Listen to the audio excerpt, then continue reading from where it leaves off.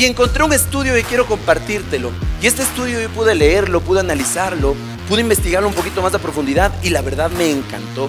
Es un estudio que se llama Persistencia a pesar de las revoluciones.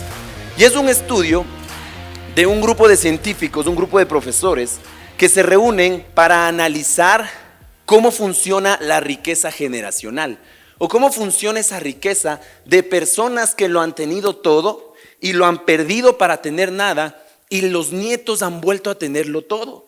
¿Cómo es que funciona que una persona de la nada llegue a tenerlo todo otra vez? En 1954, cuando el dictador Mao Zedong, este dictador llega a ser presidente de China.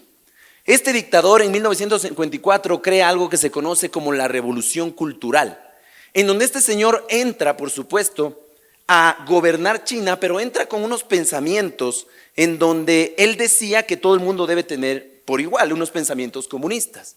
Y este señor hizo lo que ninguna persona había hecho antes de esa fecha, es quitarle a los ricos absolutamente todo.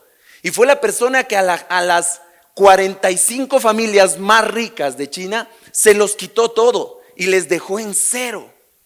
Tú sabes lo que es que llegue alguien y te quite todo lo que te ha tomado años hacer o generaciones de hacer. Empresas, les quitó casas, les quitó dinero en el banco, dinero en efectivo y les dejó en cero. Era impresionante, ese señor entraba con un odio hacia la gente rica impresionante.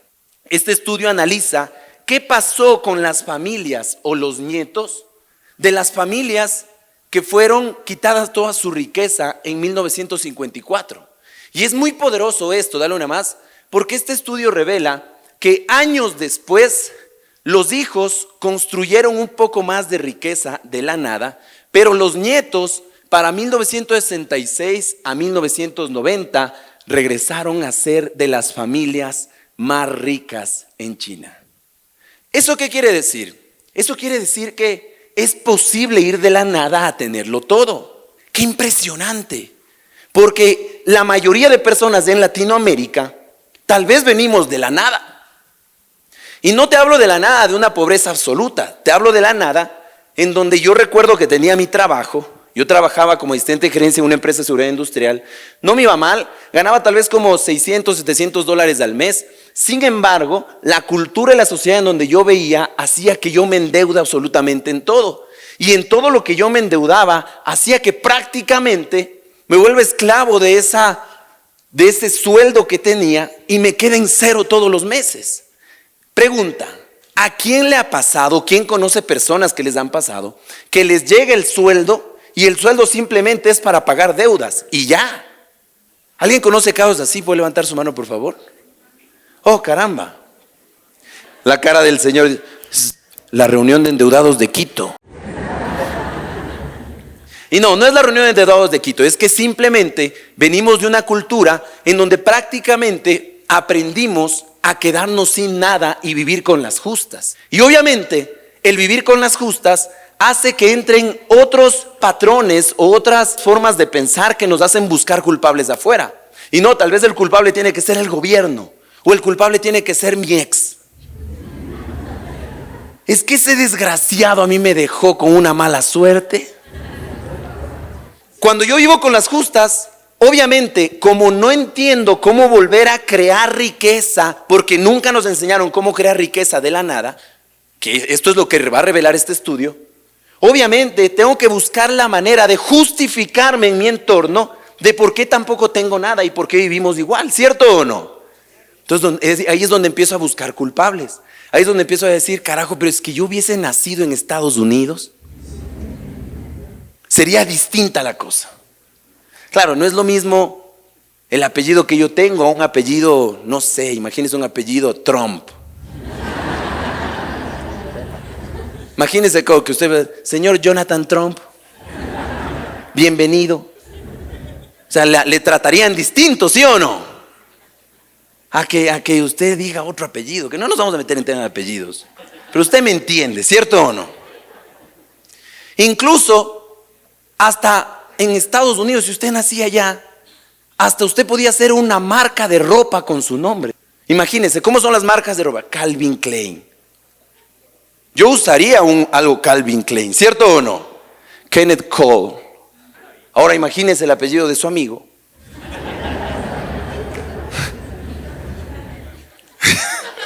Señor, no lo tenía que decir, señor. No usaría usted una camiseta de Chuquinaula, ¿sí o no? Usted lo acaba, no lo dije yo, el Señor lo dijo. Señor, hágase responsable de sus palabras, por favor. ¿Lo dijo o no lo dijo? Dígale. Correcto, sí, claro, correcto. Pero es verdad. Y ahí es donde empiezo a inventarme cosas de, claro, es que yo no puedo ser rico por esto, por eso. Y ahí tal vez empiezo a buscar culpables más atrás. Es que si mi abuelo hace varios años no hubiese cambiado ese terreno en las Naciones Unidas por una java de cerveza, toda la familia sería rica, ¿sí o no? Claro. Y es que por eso a mí me encanta este estudio, porque revela cómo personas de la nada pueden llegar a conseguirlo todo. Y yo me consideraba una persona de la nada, porque estaba quebrado. ¿Quebrado en qué sentido? No vivía en la calle, pero obviamente todo el dinero que me llegaba lo usaba para pagar deudas. Todo el dinero que me llegaba, como llegaba, se iba. El dinero más tardaba en llegar que en irse. Eso es estar en la nada. Estar en la nada no me refiero a estar en la calle, no. Estar en la nada es vivir al día. Es vivir a lo que me pagan al mes. Y yo digo, carajo, si hay una sola vida, no creo que sea tan justo vivirla así. Entonces, estos dos estudios llegan a la misma conclusión, que es posible salir de la pobreza para cualquier persona que entienda estos tres conceptos. Antes de mostrarte cuáles son las razones de por qué sí lo volvieron a hacer y lo hicieron mucho más grande de la nada, quiero mostrarte cuáles no fueron las razones de por qué sí lo hicieron. Y la primera es, ellos no tenían riqueza escondida, porque a veces nosotros pensamos de verdad que el que es rico y lo perdió todo y volvió a ser rico, como no, es que de ley tenía dinero guardado. Y no, no era así, en este caso no fue así. Segundo, tampoco migraron, tampoco se fueron a otros países a buscar cómo salir adelante.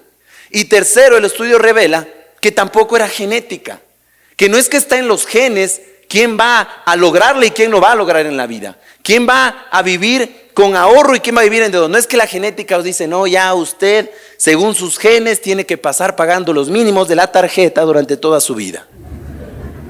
No, eso no está en sus genes. Tenían tres cosas en común.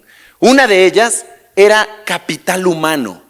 O sea, los padres habían formado a esos hijos con ciertos valores y principios que te los voy a contar a continuación, que hicieron que los hijos y los nietos trasladen esos valores y esos principios y se pueda volver a construir una riqueza. ¿Y qué más sí tenían? Capital social, contactos.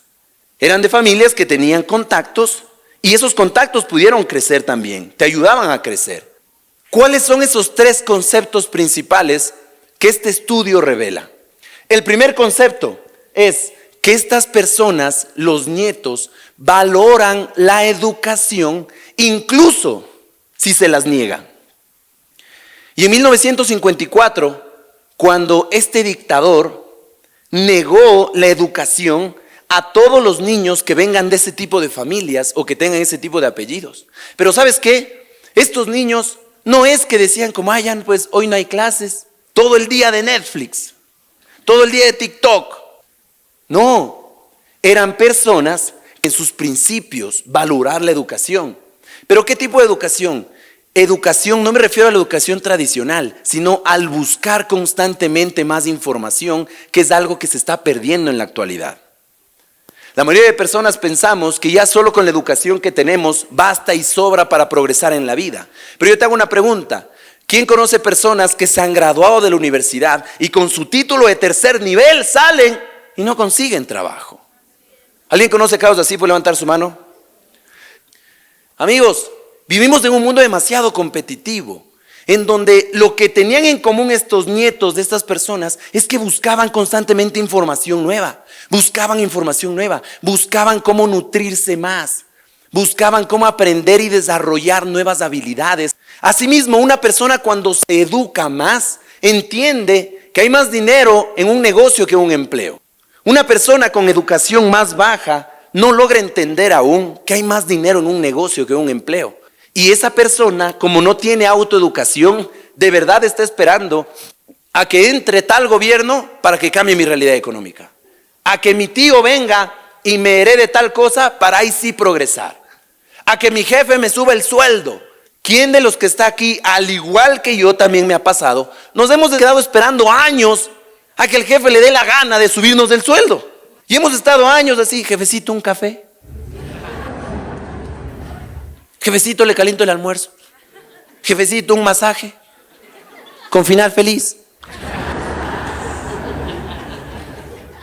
Una persona más educada entiende que una sola fuente de ingresos te permite para sobrevivir, no para vivir bien. Una persona con más autoeducación entiende que hay más dinero en los negocios que en el empleo. Una persona con más autoeducación entiende que lo único que yo necesito es encontrar a alguien que ya tenga la vida que yo quiero, los resultados que yo quiero, y ver qué hace, qué piensa, qué comportamientos tiene y aprender de ese tipo de personas, ¿cierto o no? Autoeducación.